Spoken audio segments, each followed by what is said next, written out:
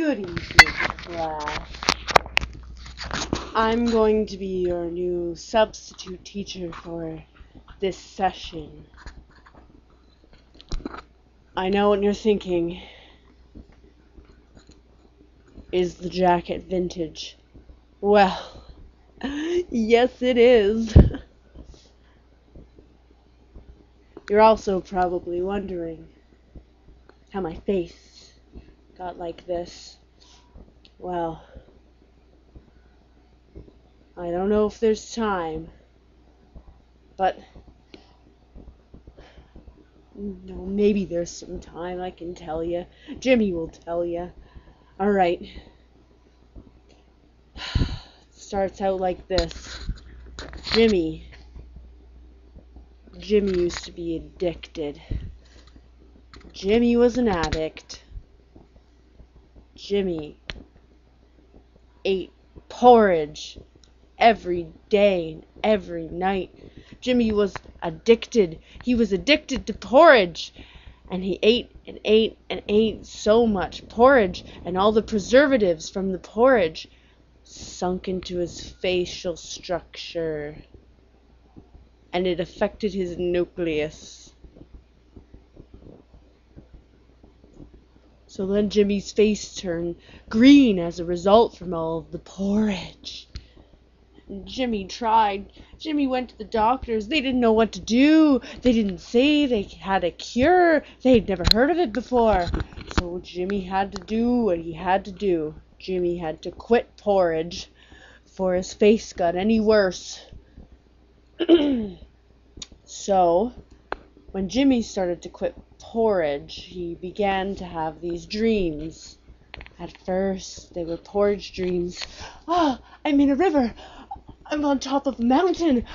Oh my God, I'm floating in the world full of nice, warm, and juicy and pulpy orange juice.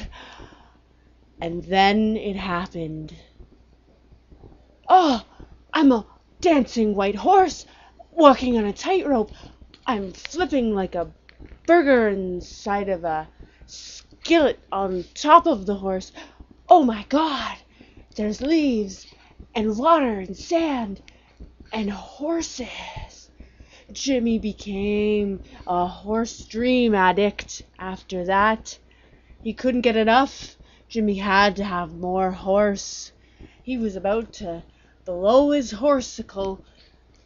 Well, he went online, and I'll show you where he went.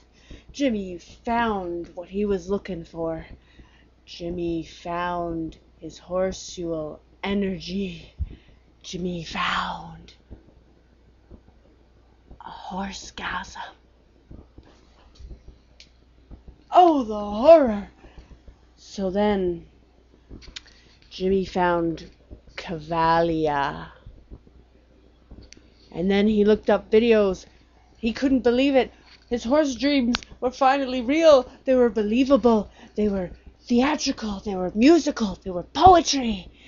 They were amazing. They were everything Jimmy believed was never possible, and more. All of Jimmy's dreams come to real life. There was people on balls. There was Roman riding, trick riding, dressage riding, running around riding, not riding. Every type of riding, ball riding, dancing riding, everything. And the story. Oh, the story. So, Jimmy had to know more. This Cavalia was amazing. Jimmy was all hopped up on horsual energy, so he went to the computer again, and he looked up Cavalia. And it was just like Cirque du Soleil, only instead of contortionists, it had Arabians and Spanish horses and French drafts and quarter horses and all these other types of beautiful horses. About 55 per show.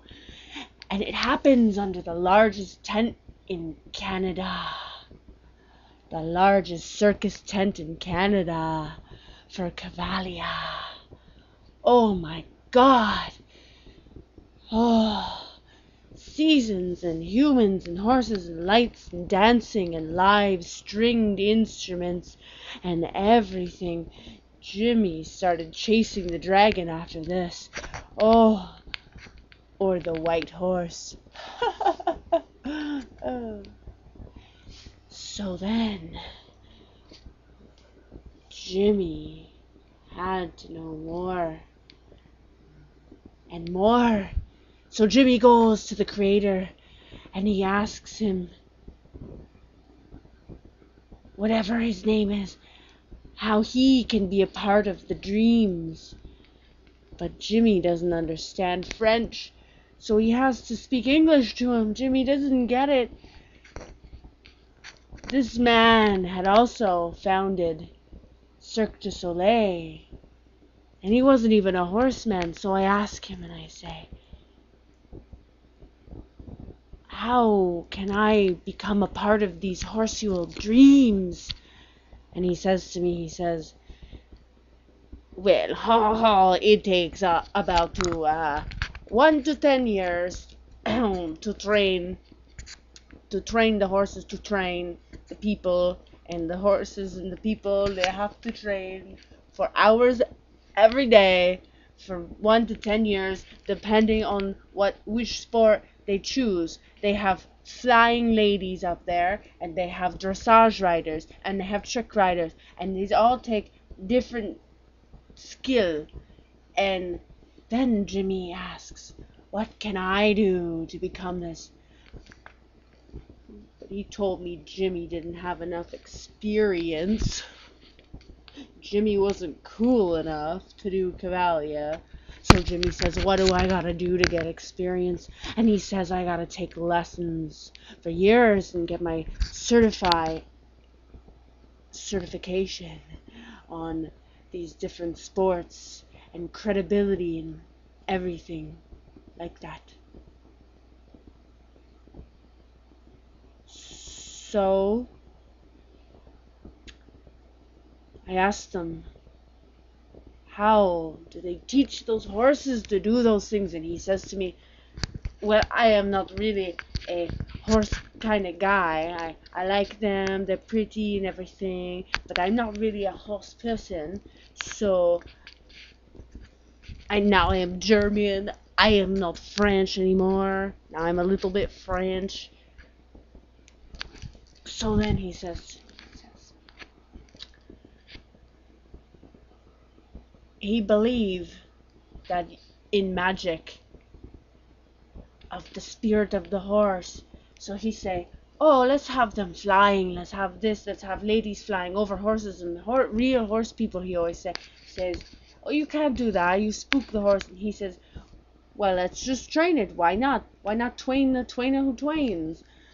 So he teaches the horses to be okay with it by hanging the ladies from the ceiling and then feeding them carrots. So when the ladies are flying around, the horses think, oh, it's carrots flying around. And so Jimmy then asked again. He asked, what was the show all about? And the creator said, oh, this show is about the spirit of the horse, and everything is all symbolic to the horse. It's a show celebrating the horse. And then he also said, you have to be okay with running around in sand and water and riding, and you have to accept that horses be different every time you go out there, and that you are not the star, you are just the co-star with these horses. And Jimmy thought, holy, well, I'm gonna try and do that. So that's why my face is like that. I'm going to be testing everybody on the subject next week, so I hope you took notes. I hope you took notes.